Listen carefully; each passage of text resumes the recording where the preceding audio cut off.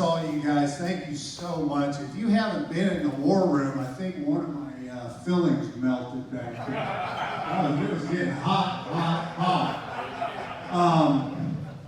Man, we had quite a trip coming out here. One of the Texan guys, I don't do a good Texas accent, but he goes, "How was the trip coming out here?" I said, "Well, it took us about 13, 14 hours." He goes, "Well, that's not too bad." I said, "We flew." So, stand firm. We're on the highway. Standing firm for 3 hours. Just hanging out, man. And we put out the cones and everything, and cars are cutting in and out of the cones, and guys are going. So, anyway, I want to thank you for the hospitality that you've shown us. And it's a pleasure to be here. Give you a little bit of my background. My father was a professional fighter, was friends with Rocky Marciano, a tough guy. And my mom was born in Shanghai, China. My grandfather worked for the British government. When the Japanese invaded China, they were living in royalty. She got thrown in a concentration camp for 7 years. So my mom was tough. I think my mom could whoop my dad. But growing up in that household, I don't know what it was about that generation, but a lot of men hit their women. My mom drank too much, beat her a little bit. And growing up as a kid, I was very athletically gifted. And I remember going to a punt, pass, and kick event. You got some of your old timers, they had the Ford punt, pass, and kick. And I was 9 years old, and I remember getting second place at the Coliseum. And I came back home and I said, "Next year I'm gonna win this thing." And my parents were like, "Yeah, whatever, you know, that's cool." It was a big event. So as a 10-year-old, I come home and I won the event. So I come running up to my parents, got the trophy and all that, and the first thing my parents tell me, "We're getting a divorce." And I'm like, and so somebody had mentioned in here when your parents get a divorce, and that doesn't hurt me, but it sends shock waves through your heart. I think Mr. Hart said something along those lines, and it rocked me. So over the course of the next few months, now we're in this negotiation process. My dad's buying me Rams tickets, "Hey, come move with me." And my dad was my hero. We look up to our dad, so he talked me into moving up to Reno with him, which I did. 5 years later, he ends up meeting a lady, being the youngest of 8 kids. He pulls me aside and says, "I've reached a crossroads in my life, and it's either going to be, this is my last chance for love. So this lady, Gigi, says it's you or her," and I chose her. Again, my heart is broken. About a week later, drive back to Los Angeles and pull up to the sidewalk. And I remember my dad getting out, dropping all my bags on the sidewalk. And he didn't want to go in and talk to my mom. Say goodbye, and I remember him driving away. And my heart was broken again, and that feeling of abandonment left an indelible impression in my heart, and it penetrated me, and I think it crushed me. So I walked up to my mom's door. She welcomed me, obviously, with open arms. Ended up going to North Hollywood High School, big school in Los Angeles. Excelled in sports. I always had this self-sabotage thing, that when things started getting too good, I didn't feel like I deserved anything. And so, long story short, I ended up going through school, get out of college, get a job in the liquor business, and sales guy. And I excelled in that business, ended up getting married at 28, married a lady from Mexico City, and was married with her for 6 years.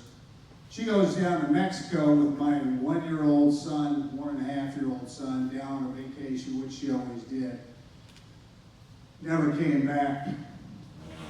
Again, abandonment, brokenhearted, lost my son. I've only seen him a couple times since then. And picked myself up by my bootstraps and tried to soldier on. And ended up going to work for Corbel Champagne Company. Started doing well as vice president of sales and marketing. Found a new girlfriend. Bought a 7,000 square foot house. Porsche Carrera, Lexus, Jeep, 3 motorcycles. All the things you young fellas like. Mountain view, water, all the things that make you happy. Real happy.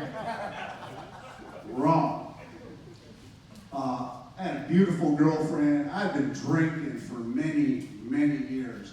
And those of you that struggle with alcohol, denial is powerful. I don't care what the sin is, but alcoholism, I don't know, it just robs you of everything that you are. And in this time when I have this house, this lake view, all these things are going on, my mom gets sick. She's real sick. I have another brother who's got an alcohol problem. He dies. My mother dies of breast cancer. And some guy knew I was feeling so much pain, turned me on to some opiates. The opiate problem got worse and worse and worse. I ended up going to a sales meeting in Palm Springs. It was obvious my weight was dropping, was getting sicker and sicker. And at this point, my life was spinning out of control. My girlfriend ends up leaving me, more abandonment, and finally Corbel Champagne Company ends up firing me. So my life's circling the drain. I end up buying another house in the Stapleton area, which was the old DIA. Held on to that place for about a year. They came. I was dodging the guy. I had that 2005 Carrera that I special ordered from Germany, and I was dodging the repo, man. And one night I got home, looked down the alley, and there he was. Going, gotcha. So I gave up my idol. He got the Porsche, and finally I couldn't make the payments anymore. I was running out of money. The real estate company offered me $2,000 to get the house cleaned up, move out. And at this point, I am so into the opiates. I run out of opiates. I'm doing heroin. And anybody in here, I don't know if you've done heroin or been addicted to opiates, but detoxing from that, if you gave me an option, Rock, here's your options. You want to fight 10 guys in an alley, big guys, or detox off of heroin. I'll fight the 10 guys any day of the week. I'm coming down I-70, heading to Bodfish, and I am detoxing from heroin, feeling sick. My stepfather lived in Bodfish, which is about 2 hours outside of Bakersfield, California. And he was crushed that my mom died. They'd been together for 16 years. But he was happy I was showing up. He was a pretty recreational drinker, professional level, I would say. I get to his house, 2 weeks we spent drinking pretty heavily. And after 2 weeks, he took off for a couple days, and I probably went through 2 handles, 2 175s of Jim Beam in 2 days. And I remember sitting in the living room, and I sat down, I looked to the left, and I was hopeless, destitute, and I just didn't see any hope. And I saw this gun leaning against the wall, and there were bullets on the windowsill. I grabbed the rifle, put the bullet in the rifle, put the gun between my legs, and I pulled the trigger, and it went click. Obviously, I'm still standing here. Doesn't take a rocket science to figure that out. But well, I don't know what the chances of that happening are.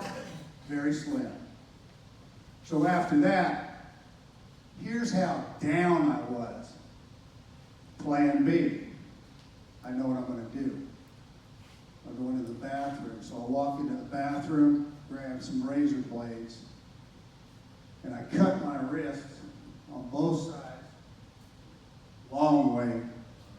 Cut my ankle, 65, 70 stitches. I am starting to bleed out. And things are, just starting to fade on me. About 2 hours away in Monterey, my brother, who's a Christian man, got saved, and all of a sudden the Spirit was talking to him. I haven't talked to him in weeks. Call your brother. Call your brother. Picks up the phone, calls me.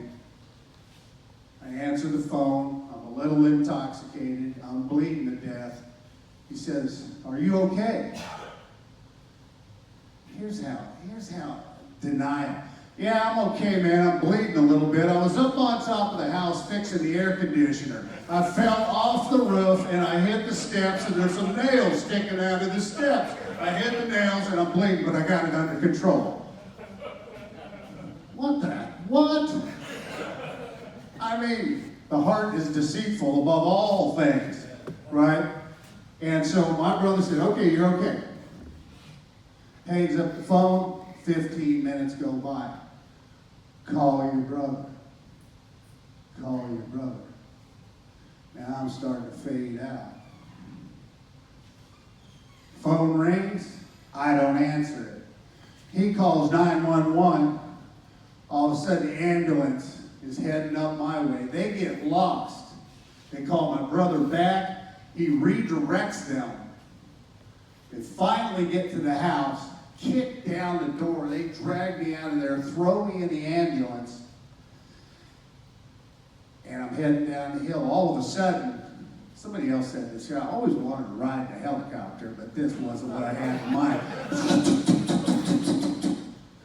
Throw me in the helicopter, and they fly me down to Bakersfield General about 3 in the afternoon. Detoxing, don't have insurance, 65 stitches. I'm a mess. And they patched me up and let me go about 2 a.m. I'm like, "Hey, you don't have insurance, you got to get out of here. We got y'all hooked up, you got blood, you're fine, get out of here." So I got a gown on, no shoes, a pair of shorts, a little bit of cash in my pocket. So I call Motel 6, which is about 10 miles away. Well, the guy helped me do that. It was so nice of him. And I get a taxi ride to the Motel 6. Spend the night there. I wake up in the morning. And I remember walking out the front door. And there's a homeless lady. This is about 10 miles away. Homeless lady with a shopping cart and a grocery bag. Like a plastic trash bag. I walk out, she looks at me, she said, "Hi. How you doing?" I said, "Good." She said, "They saved your life last night, didn't they?" This lady has these green penetrating eyes, and I'm going, "Yeah, how did you know that?" So I'm thinking, I'm foggy-headed, and I said, "I'll tell you what, I got a little bit of money in my pocket. If I buy you something to eat, you got a t-shirt in that bag?" She says, "As a matter of fact, I do." Reaches in the bag, pulls out a shirt that says Angels on it. I'm like, "Get out of here." I put the shirt on, we go have breakfast. Buy her a sandwich. This lady was looking right through me. just general conversation. Towards the end of the meal, I said, she said, what are you going to do? I said, well, I'm going to walk down to this Walmart. I got a few bucks. Starting to warm up in Bakersfield. Got to get some flip-flops. Being the carnal man that I am, I've got to take care of me. So she said, that's nice. I said, well, what are you going to do? She said, I'm going to meet a minister of the gospel. And I said, I don't even know what that is. So we go out to the parking lot. She's sitting about 15 feet on this little curb. And I pulled my wallet out, and I'm looking through it to count my money, see what I've got. 15, 20 seconds pass. I look up. She's gone. The card's gone. The bag's gone. So I was like, what the? I'm looking around the building. She's absolutely gone. Later that day, and I'm foggy-headed. Later that day, my stepfather picks me up and go back to the house. The brother that called and saved my life, don't have many options at this point. And so I got to spring the question. Now, my stepfather's house looks like a crime scene. I mean, there's blood all over the place. Blood on the wall, blood everywhere. You're half hammered, you're bleeding to death. You don't think it's that bad. You get back and you go, whoa. I mean, somebody almost died here. So, now I got to make that phone call, right? I got to call my brother. I have no options. I have nowhere to go, no options, no money. I called him up. Hey, bro. Can I live with you? Can I bring my trash over to your house? And he's going, I got to talk to the wife about this one. This is a tall order. Oh, man, you know how this is. And so, and you know, I was like, I don't know. My stepdad's got a trailer. He's thinking about it. You can have it. Just get out of here. Go live on the beach. And I'm running out of options. So a day goes by. He prays about it, talks to his wife. And they give me a chance. I move in with them. And things start going well. I get a job, six-figure job. I get a job in the medical business as selling power mobility, six-figure job. And guess what? They sent me down to training down in New Braunfels, Texas. I'm in the medical field, and day 5 of training, I'm in the medical. So all of a sudden, I get these thoughts. I had back surgery. They got a pharmacy. I'm going to tell them that I got back pain. They wrote me a script. Got back to the Monterey area. Got another script and another script. Started bouncing around. Some of you guys know what I'm talking about. Then you run out of options. Started drinking again real heavy. Got 3 DUIs in 3 weeks. Got in a bar fight. Knocked 2 guys out in another fight at a liquor store. I don't even remember the second DUI, period. Don't remember it to this day. Don't remember going to jail. Don't remember getting out of jail. Don't remember nothing. I don't remember anything. And so I am running out of options again. And so I'm living in this little garage that was transformed into a little single living occupancy type place. And now I got the DUIs. And I'm living about a block from the beach, running out of money, running out of options. And all of a sudden, I've got to get some help. And I remember that day in this little place, hitting my knees, like you guys have heard so many times, with a broken and contrite heart, saying, God, if you are who you say you are, you've got to help me. You've got to help me. And Later that afternoon, I end up going to an AA meeting, the Monterey Club, shared my testimony very quickly with the people, and met a lady, Suzette Washington, who had a lot of influence in the court system and in recovery. And she hooked me up with some recovery centers. And I had a DUI issue, so now I'm calling some lawyers. The first lawyer I call says, whoa, that'll be about $22,000. Hang up on him, call the next guy. So what's your situation? Tell him. He's like, that'll be about $23.50, give or take, depending on click. That's number 2. Call this guy Sean Miles, who I have gotten contact since, and sent him the book, sent him a thank you. A Christian man answers the phone. Sean Mills, attorney-at-law. I said, hi, this is Rocky Romano. I got 3 DUIs, a couple bar fights. How you doing? He said, what'd you say your name was? I told him. He said, can you come in today? And I said, yeah, man. So I rode my bicycle up there. I walked in. He says, sit down. And on the top of the glass desk, he had a letter from a friend of his that wrote him a letter that passed away from alcoholism, and he showed me that letter. Then he proceeded to reach under the desk, pulled out a 175 of vodka, and set it on top of the desk, and I'm thinking, what's going on here, man? He says, you know why I keep this under my desk? To remind me of what was going to kill me. And then he looked at me, he said, I'm a Christian man. He said, I think you're going to make it. He said, I got you. He says, what do you got? This sounds like Jesus. He said, what do you got? I said, I got an ES Lexus 300 with 300,000 miles on it. He said, I'll take it. Okay. So what else you got? $500.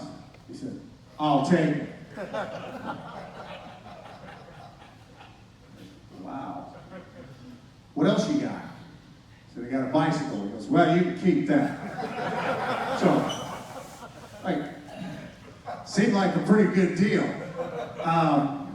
My brother says, you got to pack your stuff up and go to City Team Ministries in San Francisco, which is a recovery center in the Tenderloin District of San Francisco. If any of you have ever been to the Tenderloin District, you got to go. A lot of fun. So the moment I hit my knees, everything was starting to get orchestrated and things were falling into place, and my brother was putting my clothes in storage, and everybody was so happy I was going into recovery. I ended up jumping in the car. My sister-in-law's taking me to San Francisco. Come down off the highway onto 6th Street. And I look, I swear, I look around and I said, Lord, I did not ask you to send me to hell, man. There's like pimps and hookers and whores, and there was craziness going everywhere. 164 6th Street, there's got a big locked gate.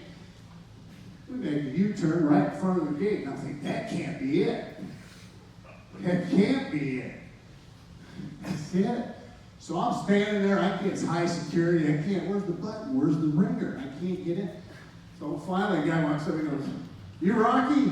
Yeah. Come on in. Brrr, hits the button, I walk in, I'm going, oh man, my life is just, this is a Christian recovery program, and I sit down with Jonathan Zinkai, who's from northern India, been working with addicts for 20 years. I sit down with him. He says, with this broken accent, it's like speaking 3 languages at once. He goes, you get soda here, you can sell the head back. I think you're right. So I walk outside and I go and I tell my sister-in-law, I'll take the suitcase. And I remember rolling up to, I was just going, this can't be happening. My sister-in-law's driving away in retrospect. She told me, she goes, man, when I looked in the rear view mirror, she goes, I was seriously doubting that I did the right thing. I mean, it was like, there's crazy people everywhere. I mean, this place, I saw stuff in one day a lot of people in here have not seen in a lifetime. Sounds like an exaggeration? It's not. I'm telling you, I lived in Hollywood. I grew up there and thought I saw everything. Not even close. And the first Bible study I go to in the morning, 8 o'clock Bible study, I get assigned a mentor. Paul Chan, his brother is Francis Chan. So all of a sudden I get surrounded by all these pastors. I open up the Bible and it says, sometimes we entertain angels unaware. I went, and it hit me like a ton of bricks. I was like, because now I got some clarity. Now in the Word, I'm going, whoa, that's okay. And I end up staying in this program. I go through it for a year. After a while, as you get more responsibility, you start doing things for the ministry, speaking to San Francisco Chronicle. I remember freezing up. One time I was giving them a talk, walking back to the ministry. I said, man, and I heard that still small voice, you can do nothing without me. I go back into Jonathan, I said, man, you're not going to believe it. I said, I was talking to these executives, and I froze up. And he's like, you froze up? No, I froze up. I said, I heard this still small voice say, you can do nothing without me. He flips through it. He goes, hey, read this. I'm the vine. You're the branch. Without me, you can do nothing. I go, okay, I'm in. I am totally in. And so at that point, I had accountability partners. I ended up going through the one-year program. Ended up as the mission manager for a couple of years. And I'll kind of wrap it up with probably the best part of this is during my stay at City Team Ministries, I had gone up to Mount Hermon. Anybody been to Mount Hermon up in the Santa Cruz Mountains? It's a beautiful Christian retreat. They very rarely have men and women there at the same time. But this particular time they did. And went up there, and there was about 300 women on one side of the room, 300 men on the other side of the room were getting done eating. And I said, what do you guys want? They had cheesecake and brownies, so I went to the back room. I stopped. Just stopped. And there was a bunch of women there. I said, ladies, how may I be of service? What would you like, cheesecake or brownies? They're all shouting their order out, and I'm running back and forth. And my future bride's sitting there, and I'm blinded to her. I do not see her. You can ask Carl. If I was blinded to her, you know I was blinded to her because she's like closed. And I didn't see her. Gave everybody dessert, left. And I was doing my internship a year later to the day. My wife, when that all happened, said to her mom, I am going to marry that guy. Mom is a biblical counselor at North Creek Church, which is the largest biblical counseling department in Northern California. She's been counseling for 20-some years. She's like, honey, if the good Lord wants to put that man in your life, you guys will cross paths, won't you? And so, this whole thing, I don't even know this is going on. A year later, I'm back in Monterey. I'm doing home confinement, not a bad deal compared to some of these guys that did some hard time on sissy time, right? Wearing an ankle bracelet, eating Thai food, not real hard. So, I get out, my brother's going, listen, pray about it. See what the Lord puts on your heart. So I prayed, and 2 weeks later, man, when God puts something on your heart, man, He gives you that nudge. I go up to my brother, I said, well, I think I know what the Lord wants me to do. He said, what's that? I said, He's going to send me back to the Tenderloin, man. I can't do this. He goes, well, great. That's awesome. You're in God's will. And I'm thinking, yeah, but I'm so close to the beach right now. I mean, this is stupid. So I surrender. I end up going there, and lo and behold, Jonathan Zinkai. You want to go to Santa Cruz? That was fun. And so I go up to Santa Cruz, unbeknownst to me, a year later, women and men, they allow it one more time. Mom's driving up there with my future wife. I'm driving up there with a van full of idiots. This is awesome. And so, we park, she pulls up with her mom, and I go walking right in front of the car, and she goes, Mom! And then Mom's like, holy sh... And she doesn't cuss. But it came out. It was a bomb. And, Mom, that's him. I told you. Well, the next day, the conference, we had a break. I'm standing outside. And I'm talking to Jonathan. I look over, I see some women. And I recognize them. I cannot put it in my head. So I said, hold on a second. I walk up to these women. Hey, where do I know you guys from? I said, you're the guy who served us the cheesecake. And I get it. And then all of a sudden I look down. I look to my right, there's Tamara. Now I see her. Look down, no ring on her finger. And I was pretty happy about that. Everybody goes back to the conference. This one lady stays back. She's all tatted up. She says, hey, you know that gal I'm standing next to you? She's a good Christian lady. You gotta give her a call. Here's her number. 5 minutes later, I'm at a Christian conference. I'm texting her. She's like, hey, you want to go to church with me? So we go on a Saturday night to Cornerstone Church, San Francisco, on Mission and 17th, and take her on a date. I was making $500 a month plus living expenses. I'm working 75 hours a week with 25 guys in recovery, and the director goes home at 4. So I'm on the clock all the time with a bunch of crazy people. And I'll tell you what, I ended up proposing, took her to church, a year later, proposed in front of that church, went to Saturday night service, and that woman and I now have been together for 10 years.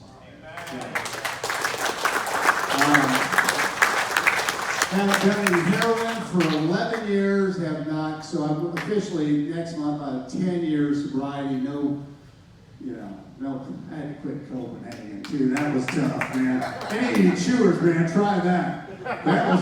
They say, well, smoking's right up there with heroin, I hear. Like, you are high.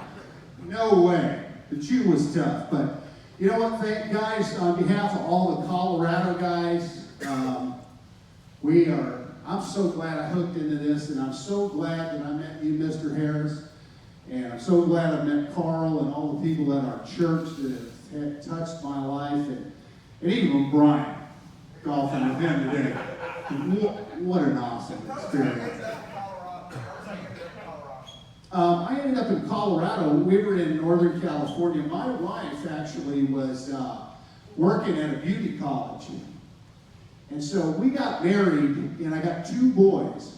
The one son I don't see, so it's like Isaiah 61:7. I received a double portion for my trouble, and I helped raise these 2 boys. And Pastor Carl knows one of my kids, Jesse, who serves at the church doing youth ministry and all that. They're wonderful kids. They write me cards on Father's Day that'll make any man cry. So I've been completely blessed. But my wife worked real hard, and when I got out of recovery, got out of City Team working there, trying to find a job, I still couldn't get my license for 6 months, so it forced me to cook, to clean, to take care of the house. And unbeknownst to me, my wife was doing side jobs, and eventually I got a job with an outfit that cleaned cooking oil at restaurants, and then got into the construction field, and then landed a job. And we were struggling at the time, and that guy that was praying from Africa, we went to a service, and we just were feeling the pressure and oppression, and Lord, I want to provide for my wife. I want to be a godly man, and we go to this service, and Jonathan Zinghai is there. a friend of mine who's a senior pastor is preaching that night. So we're all sitting there. The guy from Uganda comes in and starts praying. The atmosphere in that place absolutely changed. And when he got done, the pastor said, whoa. After the service, my wife and I are like, we need to go up there and get some prayer. Got getting a nudge. She goes, no, we've been praying together and doing all that stuff, and we're just gonna, I was like, honey, we need to go up there. So about 2 minutes went by, and finally she says, all right, let's go. So went up there, and I said, this guy was going to seminary from Uganda, and I said, sir, would you pray for us for breakthrough, that you would open up a door so I could provide for my family? And this guy laid hands on us, and as soon as I walked out of that church, it's like the whole world just fell off my shoulders. The next day I get a phone call, get an interview. They fly me out to Colorado. I get a job with Allied Building Products. I've had a successful sales career. And I'll tell you what, God has just done. You know, if you would have shown me 10 years ago, Sam, a picture, just quick snapshots. Here's where you're going to live. Here's your wife. Here's the neighborhood. Here's the car you're going to drive. Here's the ministry you're going to have. Working with Rabbit, that's a different story. So all of these things, I would have told you, you're hot. There's no way. But God has done exceedingly, abundantly, above and beyond what I could ever ask or imagine. And so, you know, for a guy that had a bottle of Jack Daniels, a bag of heroin, and a few other goodies, running on the road to Damascus, I got stopped and hit rock bottom. And I praise God for all of you guys that I've met and all the testimonies that you guys have shared. God bless all you guys, and thanks for having me.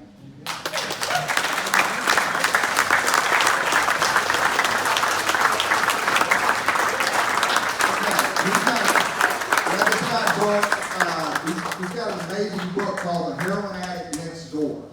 And he's going to put it back there on the back table. Let's do that so you can just get books. Go ahead and be seated. We're just going to kind of keep moving tonight. One of the things